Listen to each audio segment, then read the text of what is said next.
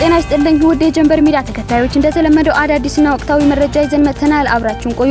በቅድሚያ አርዕስተ ዜና። የህንዱ ጠቅላይ ሚኒስትር ናሬንድራ ሞዲ አዲስ አበባ ገብተዋል።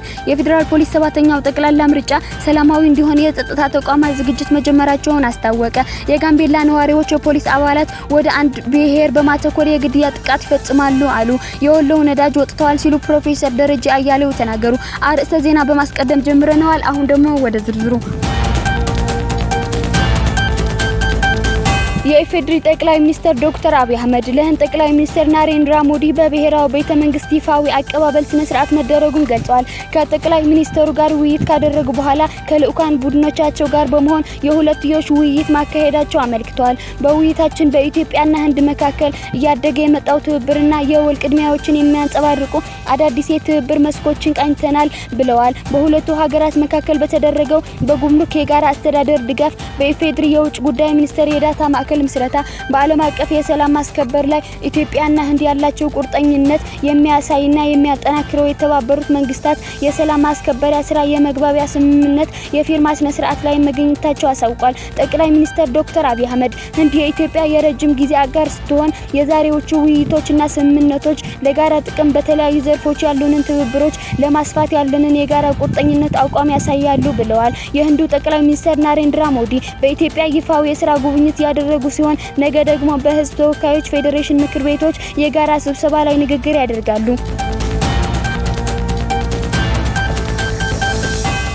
በመጪው ግንቦት ወር የሚካሄደው 7ኛው ጠቅላላ ምርጫ ሰላማዊና ዲሞክራሲያዊ በሆነ መንገድ እንዲከናወን የጸጥታ ተቋማት አስፈላጊውን ዝግጅት መጀመራቸውን የፌዴራል ፖሊስ ኮሚሽነር ጀነራል ደመላሽ ገብረ ሚካኤል ገለጹ።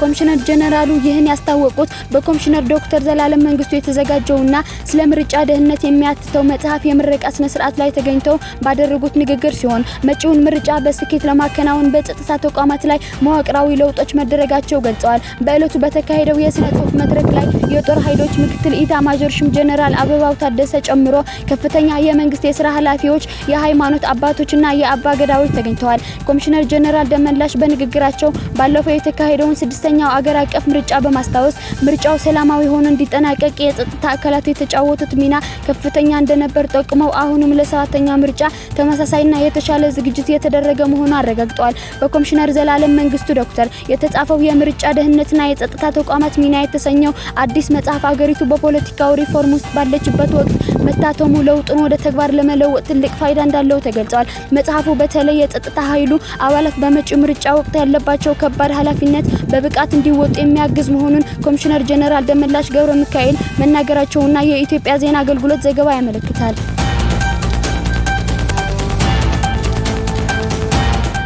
ጋምቤላ ከተማ ዛሬ ረፋድ አካባቢ የተኩስ ልውውጥ እንደነበር የከተማ ፖሊስ አባል እንደተገደሉ ነዋሪዎች የገለጹ ሲሆን ክልሉም ድርጊቱ መፈጸሙን ዛሬ ምሽት አረጋግጠዋል። ነዋሪዎቹ እንደሚሉት በክልሉ የተለያዩ ወረዳዎች ሰሞኑን ባገረሸው የጸጥታ ችግር ንጹሃንና የፖሊስ አባላት ሲገደሉ የቆሰሉም አሉ።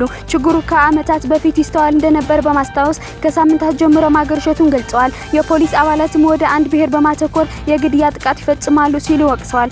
ጀንበር ሚዲያም ለጉዳዩ ምላሽ እንዲሰጡ የክልሉ ባለስልጣናት ቢጠይቅም ባለመሳካቱ የጋምቤላ ክልል ርዕሰ መስተዳደር ወይዘሮ አለሚቱ ኦማድን ጠይቋል። እሳቸውም አሁን ስራ ላይ ናቸው፣ ማታ ከደውላችሁ አንሱ ብዬ ነግራቸዋለሁ። በተለያየ ሰው መልስ ሊሰጥ አይገባም፣ የጸጥታ አካሉ ስላሉ እነርሱ ናቸው መስጠት ያለባቸው ብለዋል። በኋላም በተለያዩ ወረዳዎች ሰሞኑን በተስተዋለ የጸጥታ ችግር ንጹሃን ጭምር መገደላቸው ዛሬም ከተማዋ ላይ ተኩስ እንደነበርና ፖሊስ እንደተገደለ ነዋሪዎቹ ገልጸዋል። ፖሊስ ተገድሏል መባሉ እውነት ነው? በአጠቃላይ ችግሩ ለመቅረፍ ምን እየተሰራ ነው ስንል የክልሉ ሰላምና ጸጥታ ቢሮ ጠይቀናል።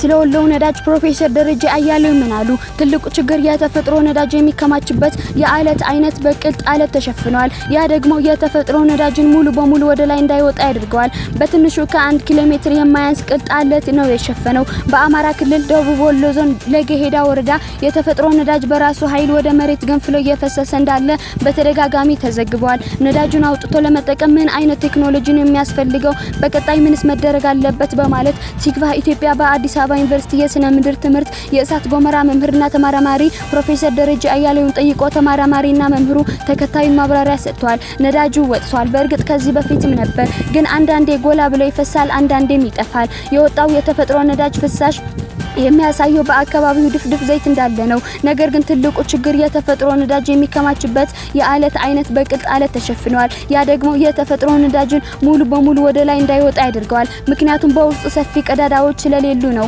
እናም ትልቁ ነዳጅ በቅልጥ አለት ስለተሸፈነ ያን የግድ ቆፍሮ ማግኘት ያስፈልጋል። ትልቁ ችግር እሱን ቆፍሮ የተፈጥሮ ነዳጅ የተከማቸበትን አካባቢ የአለት አይነት የማግኘት ነው እንጂ ሌላው ሀገር እንደተለመደው የቆፍሮ ማውጣት ይቻላል።